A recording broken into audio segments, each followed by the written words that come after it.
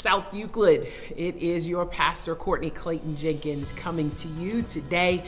Thank you again for welcoming me into your home. I haven't checked in with you in a while in this type of capacity. We've certainly been bringing you worship. We've been bringing you prayer and a myriad of activities for young people and doing some great things. But I think it's time we check in as things are beginning to change and turn in terms of the pandemic that is sweeping our nation. I want to begin by bringing you this pastoral update by first thanking you. Thank you so much for your prayers. Thank you for your kindness, your generosity, your affirmation of all the work that South Euclid United Church of Christ is trying to do and bring to you to remain relevant, pastoral, and prophetic during this time of COVID-19. We could not do any of the ministry that we have continued to offer without your prayers and your financial support.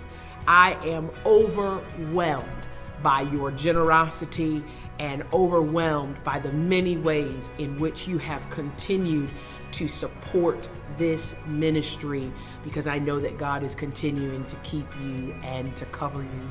We are so pleased to report that those people within our congregation for whom we were made aware had a positive diagnosis of COVID-19, that all of those folks are doing well, and that all of those folks at this point are seemingly out of the scary waters, most of them coming back now with a negative testing for COVID-19.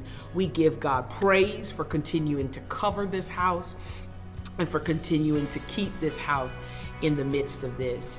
I am aware that there are many news reports circulating that each day at 2 o'clock in the afternoon, our governor, who has given phenomenal leadership through this, brings us an update. And in the evening, Trump brings us an update as well. And so we're thankful for the ways in which they continue to keep us informed as leaders. I want to say specifically, I'd like to give my utmost confidence to our governor, Gov DeWine, who has led us wonderfully thus far through this pandemic. Leading in times like this, there is no manual for it, but we try as leaders to make the best decisions possible. Governor DeWine has made a statement that in the coming days, at the top of the month of May, that our state will reopen. And I respect his ability to try to make decisions that he believes are in the best interest for our state.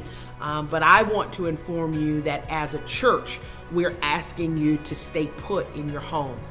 Asking you to stay home does not mean that we lack faith in this season.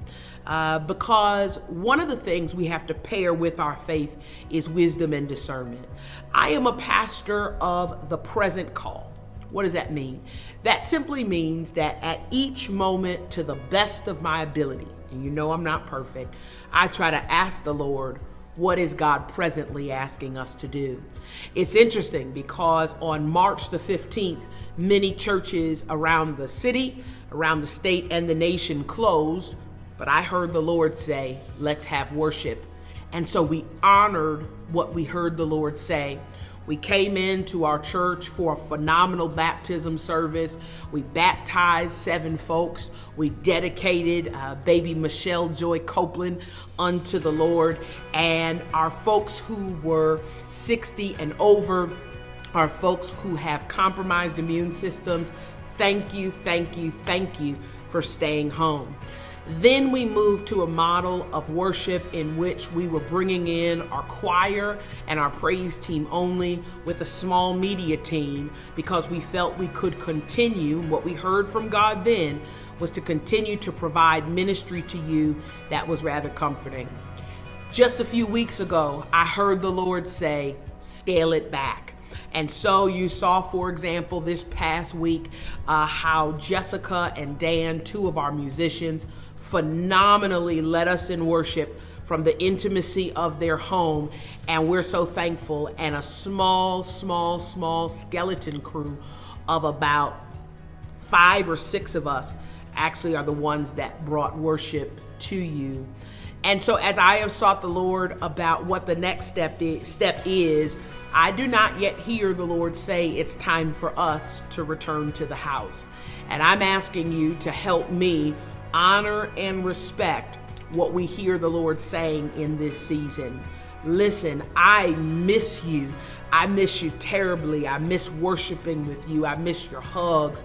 I miss praying with you in person. I really do. I even feel silly. Zoom calls and Zoom meetings. Just tonight, I met and checked in with our deacons to just see how they were each doing, and we've been reaching out.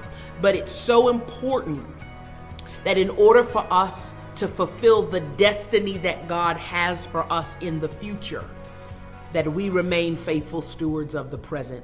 And so at this time, we will continue to bring corporate worship into your home. Please know that we hear those concerns with the sound.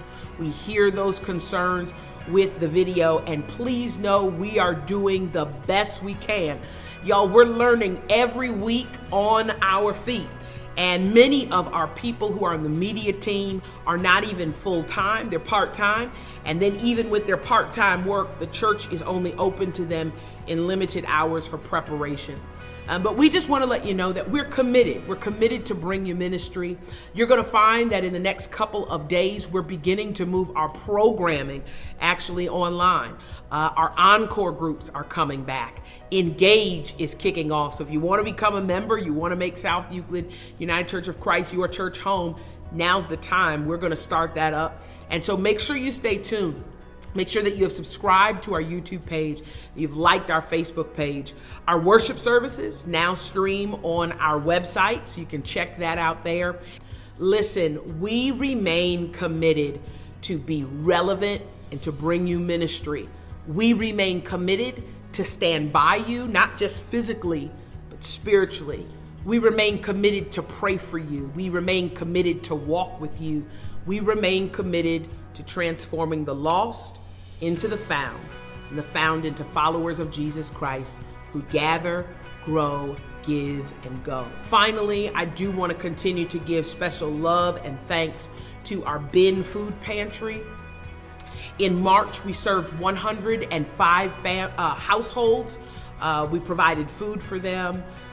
This past month of April, we provided food for 173 households, and we're preparing to serve about 200 households in just a couple of weeks.